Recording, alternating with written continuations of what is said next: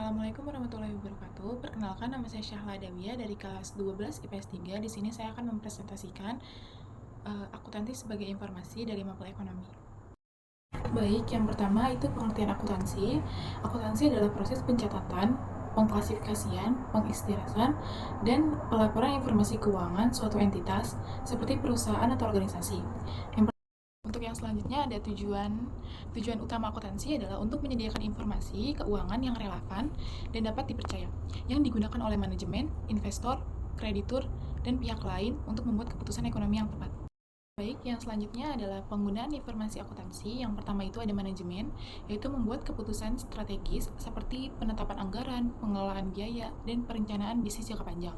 Nah, yang kedua itu ada investor dan pemegang saham, yaitu membantu dalam pengembalian keputusan untuk membeli, menahan atau menjual saham dan menilai risiko investasi dan potensi pengembalian. Nah, yang ketiga itu ada kreditur, yaitu menilai kemampuan perusahaan untuk membayar kembali pinjaman dan bunga yang tepat waktu, dan menggunakan informasi keuangan untuk menentukan kelayakan kredit. Nah, yang terakhir yang keempat itu ada pemerintah, yaitu menggunakan informasi akuntansi untuk tujuan perpajakan, pengaturan, dan kebijakan ekonomi, dan menilai keputusan.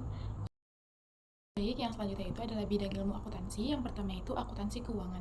Bidang ini tuh berfokus pada pencatatan, pengikhtisaran, dan pelaporan transaksi keuangan perusahaan kepada pihak eksternal seperti investor, kreditur, dan pemerintah. Nah, yang kedua ini adalah akuntansi manajemen. Bagian ini fokus pada penyediaan informasi, keuangan, dan non-keuangan kepada manajemen untuk membantu dalam pengambilan keputusan internal. Nah, yang ketiga ini akuntansi biaya. Bagian dari akuntansi manajemen yang khusus mengidentifikasi, mencatat, dan menganalisis biaya produksi dan operasi. Nah, yang keempat ini akuntansi perpajakan. Bidang ini tuh berfokus pada penyusunan laporan pajak atau perencanaan pajak atau memastikan perusahaan memenuhi kewajiban perpajakan sesuai dengan undang-undang yang berlaku serta meminimalkan beban pajak secara legal. Selanjutnya ada laporan keuangan. Laporan keuangan adalah catatan formal yang mencerminkan kondisi keuangan suatu entitas seperti perusahaan atau organisasi dalam periode tertentu. Laporan ini juga digunakan oleh berbagai pemangku kepentingan untuk menilai kinerja dan posisi keuangan entitas tersebut. Laporan keuangan utama meliputi yang pertama itu ada neraca, yang kedua itu laporan laba rugi, dan yang ketiga itu laporan arus kas, yang keempat itu laporan perubahan ekuitas, yang kelima itu catatan atas laporan keuangan. Untuk yang selanjutnya ada analisa keuangan. Apa sih itu analisa keuangan? Nah, analisa keuangan adalah proses penilaian kinerja keuangan suatu entitas berdasarkan laporan keuangan yang tersedia. Tujuannya adalah untuk memahami kondisi keuangan, profitabilitas, likuiditas, solvabilitas, dan efisiensi operasi entitas tersebut. Hubungan antara laporan keuangan dan analisa keuangan.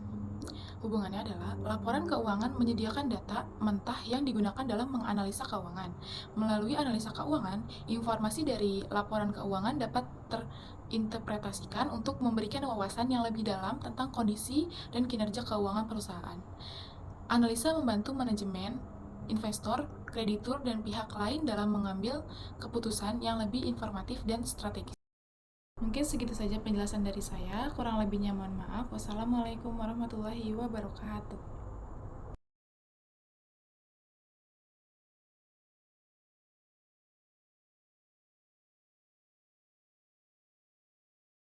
Mungkin segitu saja penjelasan dari saya, kurang lebihnya mohon maaf. Wassalamualaikum warahmatullahi wabarakatuh.